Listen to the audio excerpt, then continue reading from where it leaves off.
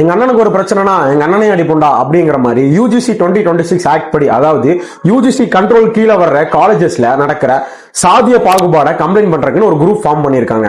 அந்த குரூப்ல SC, ST, OBC, woman, ஒரு டிசேபிள் பர்சனும் இருக்கலாம். இதுல ஜெனரல் கேட்டகரி சார்ந்தவங்களுக்கு இடம் கொடுக்கல அப்படின்னு சொல்லி ஒட்டுமொத்த நார்த் இந்தியாவிலுமே ஜெனரல் கேட்டகரி சார்ந்தவங்க ப்ரொடெஸ்ட் பண்ணிட்டு இருக்காங்க. அதாவது இது ஆர்டிகல் 14 ஈக்குவாலிட்டிக்கு எதிராக இருக்கு அப்படின்னு சொல்லி நார்த் இந்தியால ஜெனரல் கேட்டகரி சார்ந்தவங்க போராடிட்டு இருக்காங்க. ரோஹித் வெமுலா அப்படிங்கிற ஒரு ஸ்டூடெண்ட் ஐஐடில சாதிய பாகுபாடு காரணமா தற்கொலை பண்ணாரு. அப்ப இவங்களுக்கு அந்த ஈக்குவாலிட்டி கண்ணுக்கு தெரியலையா?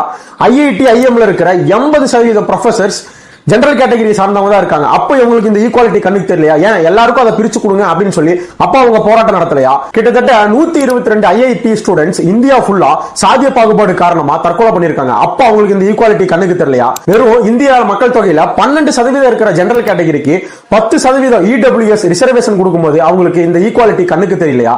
சரி, இந்த கமிட்டி எல்லாம் ஃபார்ம் பண்றதுனால காலேஜஸ்ல ஜாதி ஒளிஞ்சிருமா அப்படின்னு நினைக்கிறதுக்குள்ள சுப்ரீம் கோர்ட் இதை கேன்சல் பண்ணிட்டாங்க. என்ன நடக்குதுன்னே தெரியல.